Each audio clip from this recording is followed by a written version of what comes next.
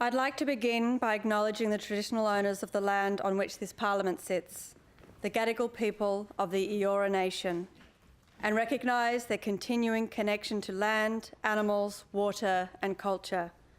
I pay my respects to their elders, past, present and emerging. I'd like to thank all my family, friends and to all Animal Justice Party volunteers, staff and supporters for their work, support and dedication. I'd also like to take a moment to recognise my friend Paula Wallace, who wasn't able to be here tonight, as she's picking up an 8-year-old dog by the name of Buddy from a medical research facility in New South Wales. Another life saved as a result of the Animal Justice Party's Right to Release campaign to get animals out of medical experimentation facilities. Thank you, Paula. And Buddy, you are home now. You are loved. I stand here today humbled to have been voted by the people of New South Wales to be a voice for animals in this Parliament. I am grateful for the trust bestowed on me to build a future focused on kindness and compassion. However, this is not my victory. This is not our victory. This victory belongs to the animals in this country who are currently in crisis, who are locked in cages, who are routinely subject to painful and cruel procedures, and whose needs for survival are often ignored if there is money to be made. But this victory for animals is not about the cruel acts of humans. It is about the change we seek. And this is our chance to make that change. I am well aware of the enormity of the task that lies ahead and recognise it is the greatest of our generation. The road will be long. There will be challenges, obstructions and pitfalls. But with 3 members of Parliament in Australia now elected on an animal justice platform, I have never been more confident that we will get there. We have shown that when we stand together for the animals, we win. Let me tell you briefly how I came to be here. I had never aspired for a career in politics. In fact, as a child, I thought I might be a little bit different. You see, when some might see a rodent, a pest, or a dirty mouse, I saw something else. I saw a small, terrified animal whose heart beat against her chest as she cowers in a corner, whose life is as precious to her as yours is to you. I cared not for the labels others had given her. They were irrelevant to her ability to feel pain, irrelevant to her ability to feel fear, and irrelevant to her ability to suffer. As it turns out, I'm not so different after all. Many residents in New South Wales voted in the Animal Justice Party because they care about that little mouse as much as I do. Like many children growing up, I developed a strong bond with a companion animal. For me, that was my rescued cat, Flush. One day, when I was just a young girl, I sat hugging a hen, and I noticed that the hen was purring. I realised then that she showed joy in the same way as my cat did, and I thought, if I couldn't eat my cat, I couldn't eat this hen. It was many years later that a simple flyer handed to me on the streets led me to discover that the egg industry macerates all male chicks and that male calves in the dairy industry are sent to slaughter. That night I went home and researched further. I still recall that night with great clarity. As I read about what happens in industrialised farming facilities, it was like someone turned the lights on. Overnight, I became vegan, and since that day, I have been driven by a single, prevailing, powerful dream, that I may be part of a great movement of change that will see the cruel treatment of animals come to an end. I began my advocacy career working at Animal Liberation while I completed my master's degree in psychology. We were a small but united team. We had setback after setback, defeat after defeat, and at times we found ourselves disillusioned and disheartened as we attempted to move our message against the wills of powerful and wealthy people who profit from animal suffering and who use their influence to try to silence us. But we would not allow others to tell us we can't, and we would not accept you won't. So we persevered. And on the night of May 30th, 2011, the fight for animal justice changed forever. Never has the collective compassion of a nation been so clear. It was the night ABC Four Corners program exposed the horrors of the Australian live animal export industry. Animals Australia documented the story of Australian animals and their fate in Indonesia. Dudley, one of the animals filmed, was an Australian steer who had refused to move into the knocking box where he would be killed. 5 men had a rope tied around his neck. They pulled and fought him, trying to move him up the chute. By the time they had him onto the line, he was absolutely exhausted. Dudley stumbled and fell on the ramp on his way up the knocking box. Workers jumped on his back and stabbed him with sticks to try to get him up again. They poked him repeatedly in the eye and broke his tail. Each action caused Dudley to wince in pain, but he didn't have the ability to get up.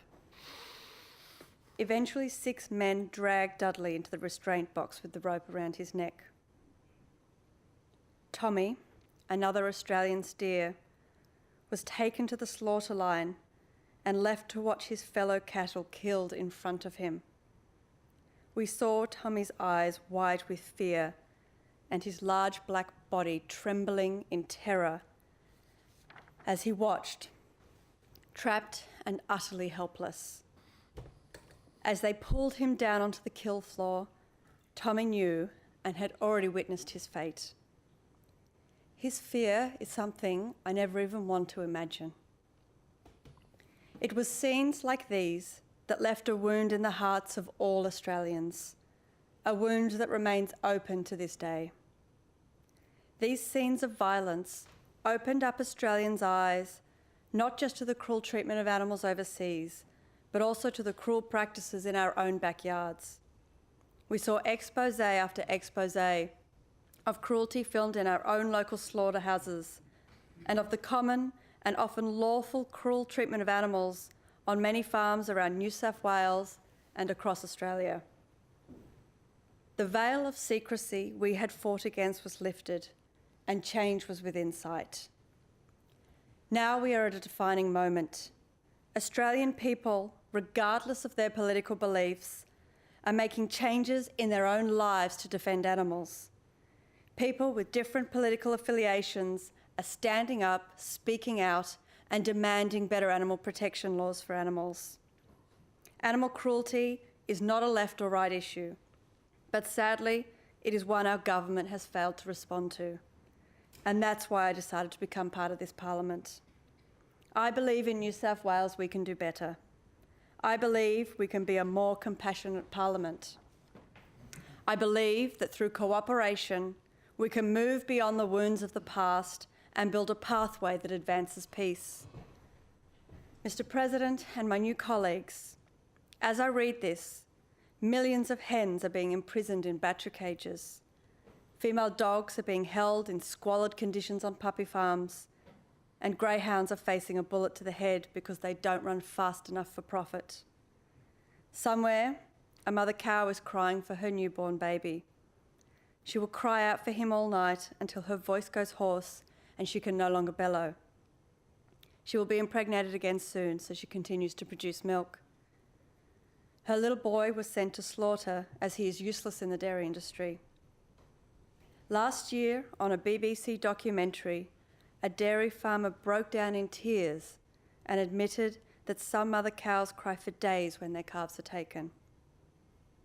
Somewhere, a pig bites at the metal bars of her cage. She recently gave birth on the cold metal flooring.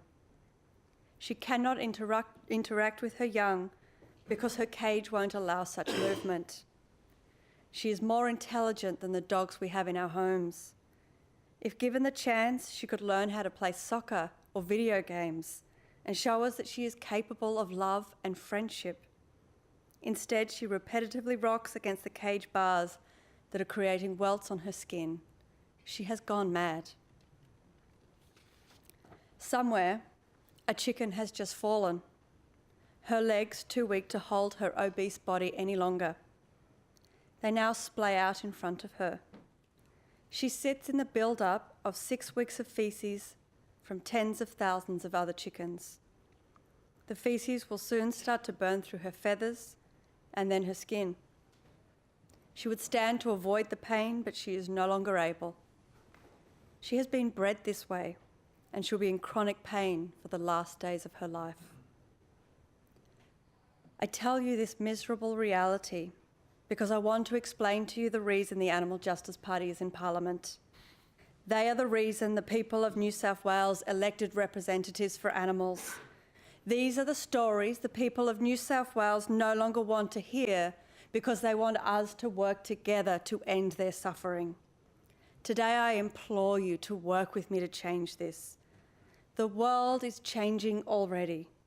Now it is our turn to ensure government makes changes to protect animals too. Together we can change the future for animals. Together we can change the story for these cows, pigs and chickens and every other animal that is suffering today. Let's free animals from cages. Let's review the laws that are failing to protect non-human species, and let's speak out against all injustice. The fate of each of these animals rests in our willingness to choose kindness over greed, respectability over indifference, and to be leaders instead of led. For the many people who speak on behalf of animals, you and I are powerful. Any industry that profits from the suffering and abuse of animals is terrified of us because we know the truth, we speak the truth, and we have taken this truth all the way to Parliament House. My friends, you are the reason I stand here today, because so many of us stood up and spoke out, even when our voices shook, even when threats to personal safety came our way. This is a defining moment, the result of us standing together, not just with purpose, but with hope. There are businesses that make money out of the suffering of animals, and no one wants to silence us more than they do. They have money, power, and secrecy on their side, but the animals have you. They have people who will stand up and speak out against abuse, and in this numbers game, it is you that will ensure the animals gain freedom. Now we have a chance to change the world. If you feel the same urgency as I do, the same passion for change, and if you feel the same hopefulness, then together let's break down barriers and build bridges in their place. This is the moment. This is the time for change. Let's transform. Let's dare to hope. Let's dissolve the cages and shackles that have enslaved animals and caused them great harm. I encourage you today to move past anger and instead join me in building this great movement of change. There is power in hope. There is power in who we are, because it was hope that saw the women's movement win the decades-long fight for the right to vote. It was hope that ensured civil rights movements gained equal rights under the law, regardless of the colour of a person's skin. And it was hope that changed our laws recently so that civil marriage would be available without discrimination to all couples, regardless of sex, sexual orientation, or gender identity. And it is hope that drives us today. I believe we can do this because I believe in you. We are guided by a powerful idea, one that sets a new course for this great country, one where equality and compassion extend beyond our own species and recognise that animals have their own sentience, their own place, their own desires, and their own reason for existence. Our movement may be relatively new, our ideas of change may be considered idealistic, but the values we fight for, kindness, non-violence, and freedom, are values that history has shown will always win. The Australian people showed how much they care about animals when they elected the AJP's first politician, the Honourable Mark Pearson. Now, together, my friend, we will fight to end the cruel exploitation of animals. My promise to the animals is this: you have all of me. The lioness in the circus, I see you. The pig in the sow stall, I see you. The mouse in the medical experimentation facility, I see you. The fish crushed at the bottom of a trawler net, I see you. I know you're suffering and I will never be silent. I will push forward no matter what life throws my way, because the cruelties inflicted on you must end, and I'll do all I can to see that happen. No matter if you are skin, scales, fur, or feathers, no matter the supposed value of your financial worth or lack thereof, native or non-native, rodent or fish or cow or dog, I will protect you. I stand by you. I will fiercely defend you. And it is our party that will keep that promise, and we will never, ever let you down. You have all of me. Thank you.